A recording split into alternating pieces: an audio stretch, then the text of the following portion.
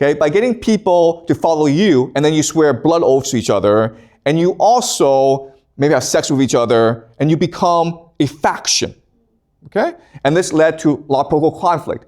And the way they often settle this dispute or debate is through human sacrifice, okay? So if your faction lost, you'd all be sacrificed. And we know this because under Göbekli Tepe, there are tombs, okay, of human remains. So we assume that these people lost a power struggle, and as such, they were all sacrificed together, okay? So in other words, power struggle, political conflict, religious dispute, human sacrifice, secret society, they go all the way back to human society, okay? All right, so this is Göbekli Tepe today. Again, you can get on a plane, fly to Turkey, and then go visit Göbekli Tepe. Now, one thing that's really important for us to understand is that with our architecture, there's mythology in place, okay? And here we assume the mythology is the mother goddess with a bird in the sky, and this might be a human skull, okay? So there's a very complex, diverse mythology in place. We don't know what it is, okay? But they had a sophisticated mythology.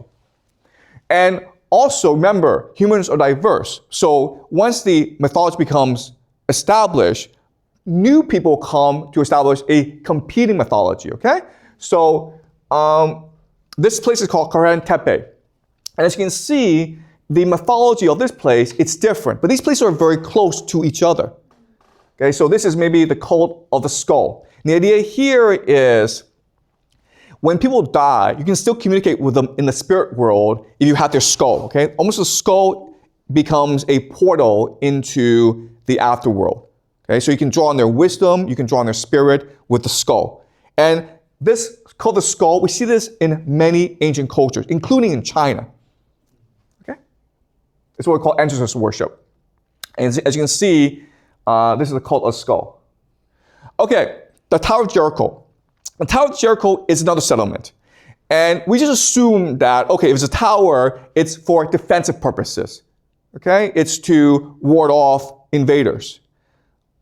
But there's actually a much better explanation for the Tower of Jericho. It's a religious temple. Why? Because during the solar equinox, the sun hovers above the temple, and it causes the temple to flood this area with shadow. Okay? So if you are a religious person, you feel as though heaven is coming to you directly.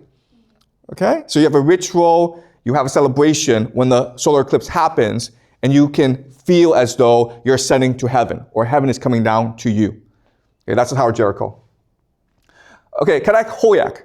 Karahantepe is one of the first settlements that we found. Remember, Göbekli Tepe is just a temple. So they would go there maybe once or twice a year for a religious celebration, but then they would leave, okay? Karahantepe is where they decided to settle down permanently for decades. Now, in school, you're taught that we started farming because it allowed us to access more food. And so we could grow the population, we could become healthier and stronger, okay? But if you actually dig up bodies of hunter-gatherers as opposed to farmers, what you will realize is, one, hunter-gatherers are taller, a lot taller than farmers. Hunter-gatherers are stronger, live longer, healthier. They have better teeth. Why? Because if you're a farmer, if you're a hunter-gatherer, you have access to lots of different food, right? Meat. And getting the food is actually pretty easy, okay? You can just pick fruit off a tree. As a farmer, you have to work really hard to grow food that's not very nutritious. And often the food is just similar, okay? You're just eating one vegetable, one crop, okay? It's a very limited diet. And also, because of starch, your teeth gets really rotten really fast. Okay? Also, because you're living together in a close quarters, it's really easy for diseases to spread. Okay? So, it's hard for us to appreciate this, but being a hunter-gatherer, it's an easy, happy, healthy life. Being a farmer sucks. So the question then is, why did they become farmers? For religious purposes, right? So that they could settle down and be with their religion. Okay, be with a charismatic leader. Okay? Does that make sense? All right. So this is Karahantepe. This is the religion of the mother goddess. Okay, and accompanying the mother goddess is the bull. Okay? Because if you think about it, a woman cannot give birth by herself. She needs a male. And this male god is the bull, who represents virility, energy, strength. Okay? So they worship both. And you can see how people are worshiping the bull. This is an image of Karahantepe. It's a very sophisticated community. It's also very egalitarian. And each house is a temple unto itself. Okay? So they have these paintings in order to bring in the energy of their gods that they worship. And that's why they want to stay here, because they want to be with their gods, even though it meant a harder life for them. Okay? This is Karahantepe. As you can see, it's beautiful. This is what it looks like today. Okay? All right. This is another image rendition of Karahantepe. Okay? As you can see, each house is a temple unto itself. And they bury the dead underneath. Okay? So they're trying to practice a religion like here. Okay, as I mentioned, each house is a temple unto itself. As you can see how each house is elaborately decorated with, the bowl, with ornaments to their gods and to the religion.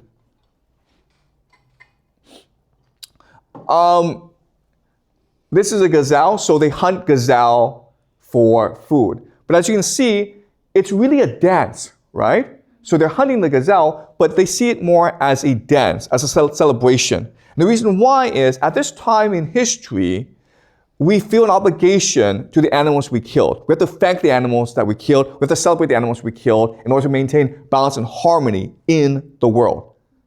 Okay, it's almost like a contract.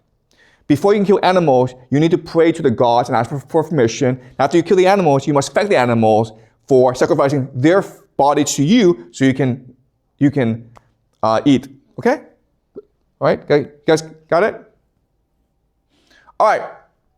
So let's go over the pattern of human settlements. Okay, and I need you guys to remember how this process works. So let's look at how came together, and I'll explain to you why it fell apart. Again, you have a charismatic leader who has a messianic vision. He takes us to this place and says, this is where the gods are. This is divine place. And let's settle down here. And as such, we can bring heaven to earth. And then they become a creative, artistic community. Okay? And they often choose a place where the climate is very nice. And that allows them to farm, to supplement their hunt and gather, okay? And over time, as the population grows, they become much more dependent on farming, okay? So it's a gradual process. That doesn't happen overnight. In the early days, there's lots of social mobility in that all leaders are elected. And also, it's very egalitarian, okay? Does that make sense? But over time, the system breaks down. What happens? Well, first thing that happens is because of overpopulation, there's too much stress on the environment, and so you have the land, you're not able to grow as much on the land. Then you have climate change happening as well, okay? Another big issue is that the hierarchy becomes hereditary. Before, the leaders were elected. Now, they are just inherited, okay? And this leads to corruption, where the elite bully and exploit everyone else. And people forget the memories of the first days. And so what do people do? People just get up and they leave. Okay? You understand? You can always choose to leave. And so if you don't like the community anymore, you and your family just get up and you go to another place to build a new community based on your principles. Okay? All right. So based on today's lecture, I want you to remember 3 things about how we humans come together in a community, okay? And these 3 basic principles are almost like laws. I want you to remember them, and then these laws will help you better understand how societies rise and fall, okay? The first important principle I want you to remember is societies are fluid and dynamic. They're always changing over time, okay? They're never still. Second thing is that diversity within societies is greater than across societies. So another way of saying this is, yes, there's a conflict between the United States and China. But actually, if you actually look at differences in diversity, the difference in diversity within China is greater than the difference between China and the United States. Okay, does that make sense? Okay. And the third law is communities exist in opposition to each other. Okay, so think about the cities in China. Okay, Beijing, Shanghai, Shenzhen, Chengdu, Xi'an, they're all different. Why? Because they want to be different from each other. Okay, but also within Beijing you have Haidian, Chaoyang, Xicheng, different districts, right? They're all different from each other because they want to be different. Okay? So these three laws will help us better understand how societies form, thrive, and ultimately die. Okay? All right. So I'm going to go over some books to highlight certain issues that we discuss in this class. This is The Dawn of Everything by David Graeber and David Wengrow, who are both anthropologists. Okay? And they've looked at different societies. And what they emphasize is diversity and the dynamism of different societies. Okay, so let's look at one particular society, which is the native people of the Canadian Northwest Coast. Okay, these are the native people. And what happens, what's really interesting is throughout the year, they have different social structures. So during the winter, everyone comes together and they form a hierarchy where there are palaces, where there's an aristocracy, and where they're divided into different classes, okay? But then what's really interesting is that during the summer, people will just go away and start new societies, okay? This is like really interesting how in different times of the year, when the needs are different, people will choose different social organizations. People actually adopted different names in summer and winter, literally becoming someone else depending on the time of year. Okay, so a metaphor that you can think of is, think about how when you play World of Warcraft or a different video game, you adopt a different identity, you adopt a different persona. And that's fun for you. Okay, so what's common in the ancient past is for people to adopt different social structures. And they can choose what social structure to go to. Okay, and certain communities still practice it today. Okay, this is The Wayfinders by Wade Davis, one of the best books I've ever read. He is looking at also primitive communities, native tribes throughout the world, okay? And he's looking at specifically the Amazon people. Okay? If you go to the Amazon, you'll have many different indigenous tribes. Okay, so let's look at the religion. And as you can understand, and one thing that I will show you is that even though these people look simple, like, you know, they wear the same clothes and their life looks very simple, spiritually, they're very complex people. And they're very complex and sophisticated mythology, okay? So these are called people of the Anaconda, okay?